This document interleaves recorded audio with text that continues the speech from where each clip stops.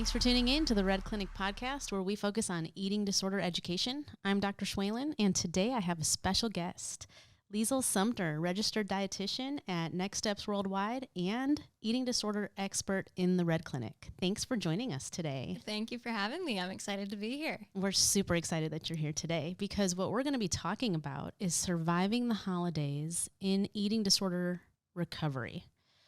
But what I want to ask you, Liesel, is why would we need to talk to a dietitian about something like that? Can't we just find that information if we Google it or look in some magazines at the checkout line?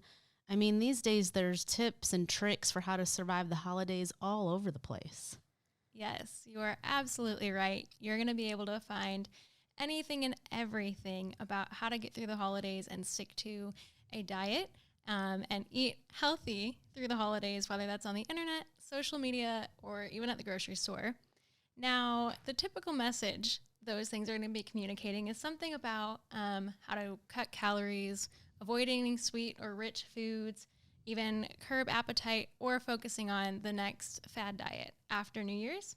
What we're going to talk about is more specifically with eating disorders and how do you stick to your meal plan? How do you make sure that your head's in the right space and not feeling triggered by those really common messages? Okay, so we're going to move away from the diet mentality. We're going to talk about the meal plan today. We're going to focus on how to manage when we're feeling triggered. All right, I got lots to say about that. I'm sure you do too. All right, so let's start with the number one recommendation for anyone that's in eating disorder recovery. So this is for families supporting a loved one and even for individuals with any kind of eating disorder. Number one recommendation is to be prepared. So there's a ton of talk about the holidays, months before the holidays even come. And for someone who's in eating disorder recovery, it is super important to start that conversation early with your loved ones, with your treatment team, to just come up with a plan of what it's even going to look like during the holidays.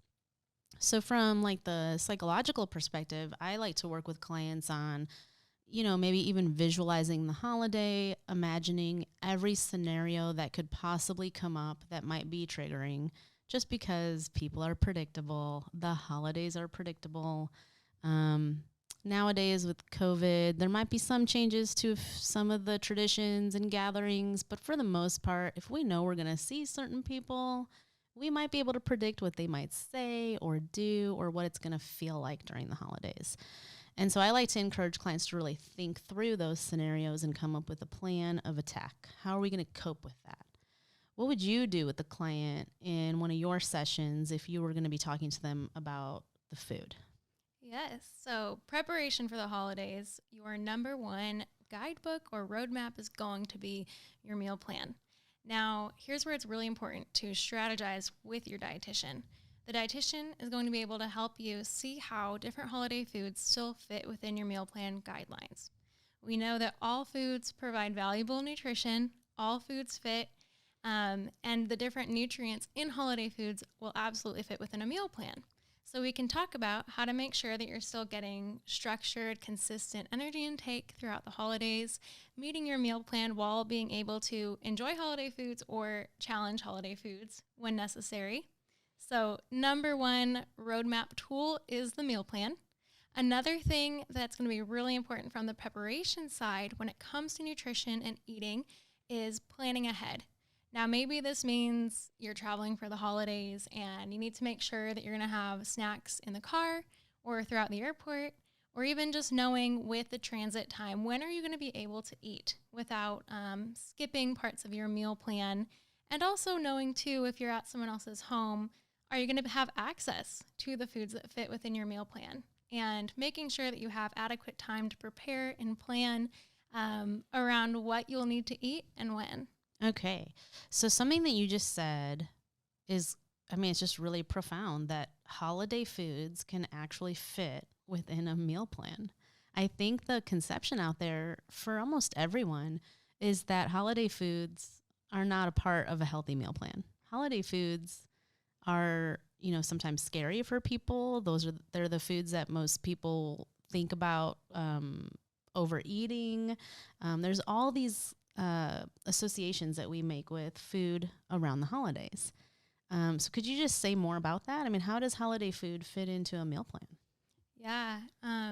Holiday foods definitely tend to be a lot of people's fear foods when you think of maybe higher calories and higher sugar in different holiday foods. However, when you're thinking about things from more of an intuitive perspective, an all foods fit mentality, every single food available during the holidays is going to provide, no matter what, energy. Energy to keep your mood elevated throughout the holidays when interacting with family, energy to get through the day and to not have those intense hunger spikes when your blood sugar starts getting too low. And even beyond just the energy from foods, every food is going to provide different nutrients. So we know our bodies need carbohydrates. We need proteins from different foods. Our bodies need fat from foods as well. And so having a balanced intake, it's going to be possible throughout the holidays with all the different foods that are available at different meals. Okay, that's really great to hear. I think our clients and our families need to hear things like that, right? So just a few weeks ago, we were talking about the macronutrients and how it's really important to not be afraid of them, but to find ways to integrate all of them into our daily meal structure. And so all foods fit. All foods can serve those requirements for us. We can find a way, right? Absolutely. All right. So creating a structured plan. The meal plan obviously is the thing that addresses the food intake. From the psychological perspective, I always recommend that we talk with our loved ones or find a support person during the holidays. We come up with plans for, okay, if this happens, how are we going to deal with it? If I need support, can I come to you and will you step aside with me and just talk me through whatever's triggering me? And if I need to maybe take a break, is it going to be okay with the family if I step aside? So really being proactive, having some conversations with your family members about what your needs are and thinking through those scenarios. Also providing education to family members ahead of time. So one of the things that we talk a lot about during the holidays is like what you're grateful for and what you're thankful for in terms of how the year went or what felt good to you about the year. And that's always something that I try to encourage my clients and families to focus on in terms of serving as a positive distraction to all the stress that's around us during the holidays. So do you ever talk to clients about how to kind of focus on different things or distract from the stress from food in your sessions? Yeah, definitely learning to cope with our emotions without using food is going to be extra important around the holidays, especially people who tend to overeat in certain foods or even engage in binge eating. It's really important to have coping skills ready to go, whether that's, like you mentioned, reaching out to part of your support system, whether that's a friend or a family member, especially strategizing with your treatment team beforehand, knowing who you're going to reach out to in a time of need. There's also lots of different self-care activities to carve out time for during the holidays when food becomes more triggering, or even when family situations have high emotions running around them or food and body talk enters the conversation. A few specific self-care coping skills to have would be stepping away, going on a walk, doing some deep breathing, thinking about how can you physically feel well without just turning to food, or on the other end too, feeling like exercise is needed because of what you ate or anything like that. Okay. So I'm really glad you said that because I hear all the time, and this is for people, with or without an eating disorder, where because they're planning and preparing for the holidays, they might fast beforehand or they restrict all day because they know the big meal's coming in the evening. And so you said something about exercise in order to compensate for caloric intake, but what about fasting in order to compensate for it? That is such a good point. And this really, whether it's at the holidays or throughout the rest of the year, goes back to what we know about when restricting at one point during the day, or maybe even the whole day before, only leads to an increased likelihood that you're going to overeat or binge eat. And so truly the way to solve that problem is to have consistent intake throughout the day. Don't save up or bank up your calories for later, but making sure that you have snacks beforehand, that you've prepared and you've nourished your body before going into that meal, because you deserve food at any point in the day, not just when there's a holiday meal coming up, and you don't need to save all your calories for that meal because your body still needs the energy throughout the entire day. Yeah, and I love that you said you deserve food no matter what time of day it is, right? I think our clients and our families need to hear that. People with or without eating disorders need to hear that. There's just so many rules around food these days that it's really good to hear that. Yes, People and just deserve to especially eat. at the holidays. You deserve to enjoy the holidays, and you deserve to enjoy the food served around the holidays, knowing that this is part of a celebration, celebrating life, celebrating time with family, and enjoying delicious food, and you do deserve that. Yeah, and so we have to find ways to make the most of it. I love it. What happens, like, what would you say to clients if, they start off well and they're having a great day and they're being intentional and they've reached out to their support people, they have a plan in place, they're imagining, what they will do if they are triggered, and then something happens and they engage in some kind of eating disorder behavior. What would you say to a client like that? Yeah, that's such a good point. Well, one of the first things to do is give yourself grace, knowing that this is still a part of your entire recovery process, and that, the holidays, with all the different events and food, just give us increased opportunities to have these moments where we're doing really well in recovery, and then something happens and we don't feel as great about it. And the most important thing to get back on track is not sitting or dwelling on what happened, whether that's overeating, binge eating, or restriction, or just feeling guilt over a food that was eaten that was a fear food. Thinking about what is the next step, what is the next thing to do, knowing that you still need to eat at your next meal, you still need to honor your hunger and your fullness and give your body what it needs, and using your support system, using your coping skills, and then moving forward without letting that one behavior that was triggering or felt off track just continue to cycle around with feelings of guilt or shame. Right. And so, in therapy, we talk about all or none thinking. We want to move away from considering the entire day as a failure because we had one little bump in the road or even a couple bumps in the road. It's okay. Liesel, I love that you said, just give yourself grace. Step back from the situation and try not to be so hard on yourself or judgmental about a situation. Part of like true eating disorder recovery is learning how to be present in the moment and not so much in your head all the time or in your heart with all the guilt and the shame. And so giving yourself permission to just enjoy the day and the time with the family. Yeah. And I want to add too, I think some of the best opportunities to practice that are the day after. So the day after Thanksgiving, the day after Christmas. Yeah, maybe you've had some different foods that you normally wouldn't. And maybe there's been family conversations around food and diet talk, but your body still needs to eat the next day no matter what you ate before. And so avoiding those feelings or desires to restrict more the next day, engage in more exercise, or feel like you need to do some sort of cleanse, really just shutting down those thoughts and remembering that the meal plan is your roadmap. You know what to do the next day, and just taking one more step forward instead of making matters worse by restricting the next day, or still feeling those lingering feelings of guilt. Yeah, so there's no need to beat yourself up if you made a certain choice during the holidays or even just ate holiday food. Right? A very normal part of life. Right. Yes. Okay. So what about alcohol? Alcohol is a real big part of the holidays too. What do you think about that when it comes to meal planning? Well, alcohol, if you are of alcohol drinking age, can be an enjoyable part of the holidays too. You think of certain drinks that are just known for being around the holidays, whether that's eggnog or just spending time with friends and family that might involve alcohol. Now, when it comes to a meal plan and how that fits into your recommendations, that's going to be more of your extras when it comes to that. So the most important thing is consuming in moderation, knowing that when it comes to alcohol, you want to keep things under 2 drinks for men, 1 drink for women at a time. Okay. Yes. And so those are your recommendations.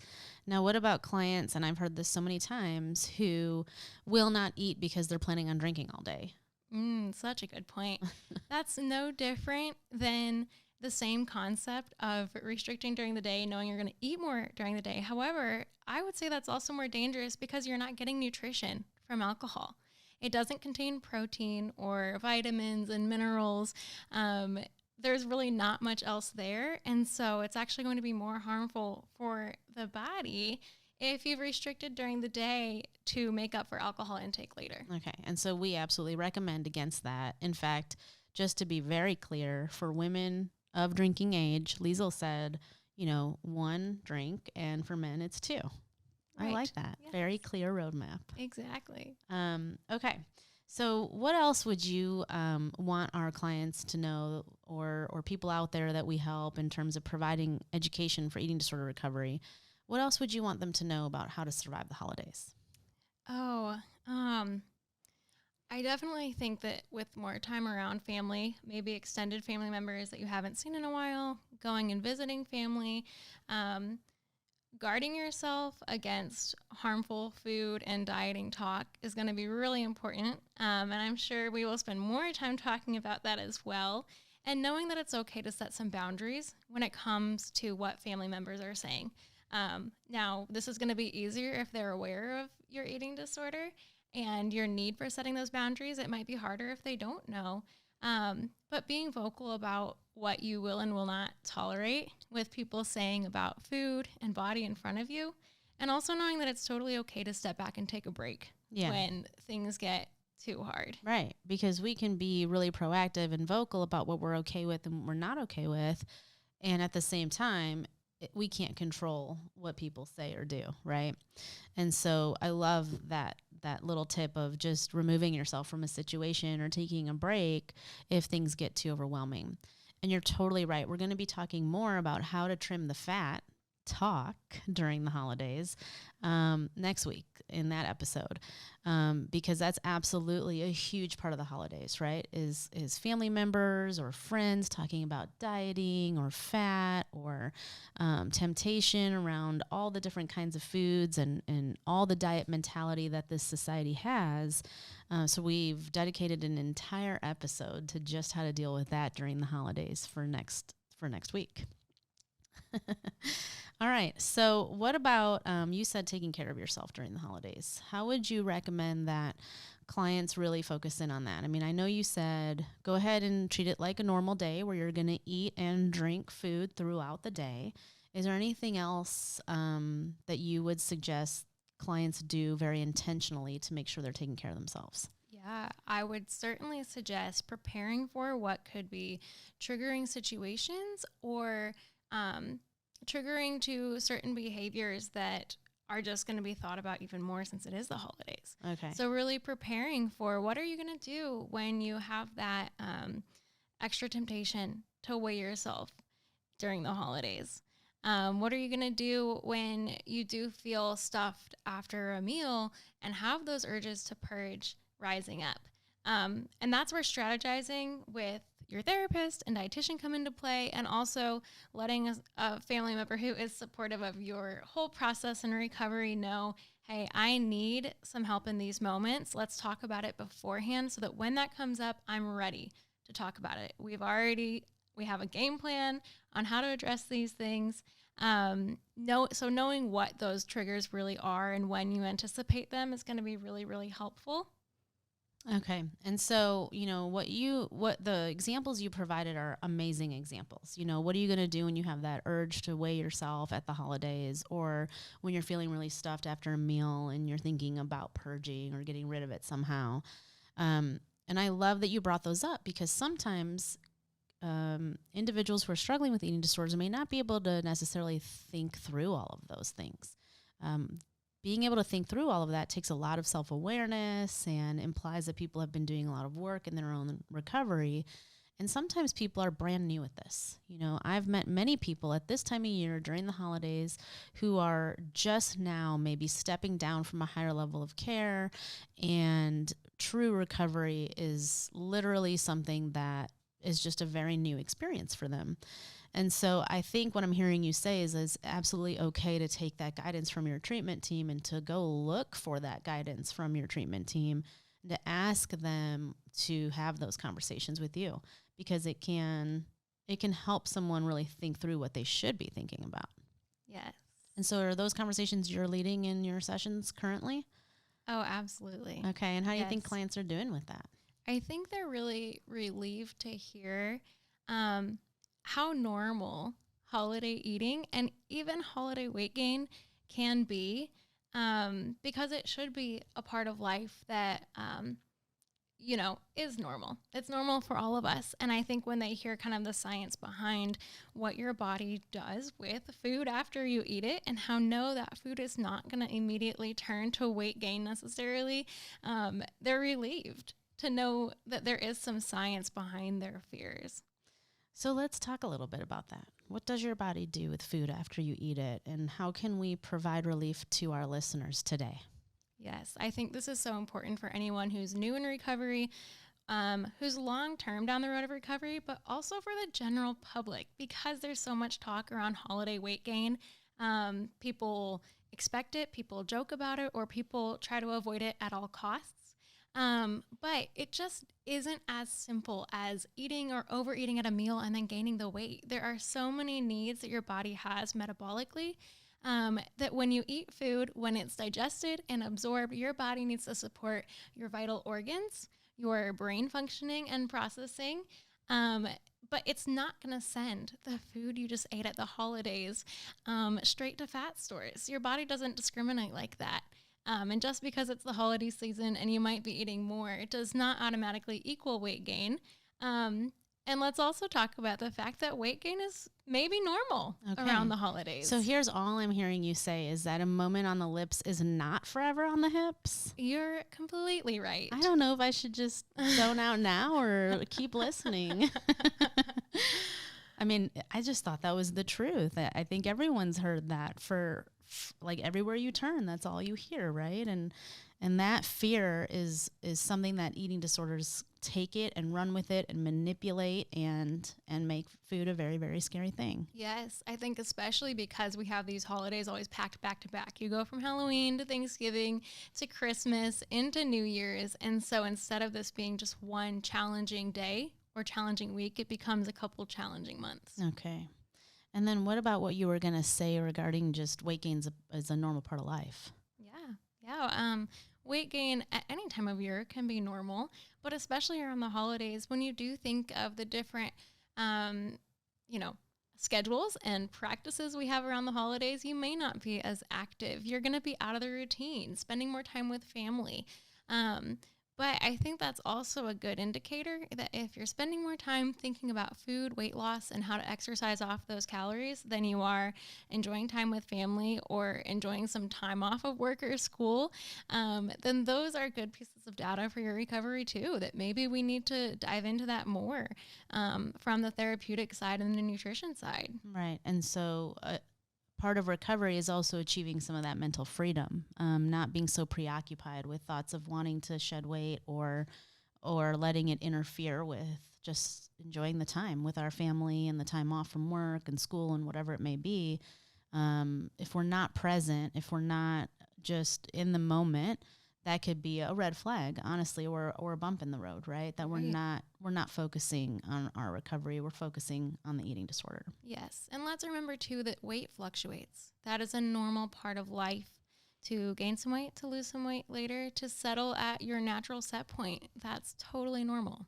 Okay. Well, thank you so much for joining us today and for normalizing so many things, because the holidays can be very scary, and we at the Red Clinic want to help all of you learn how to survive the holidays. So make sure you tune in next week to the episode about trimming the fat talk, because that is a huge part of the holidays as well, and we absolutely are going to address it.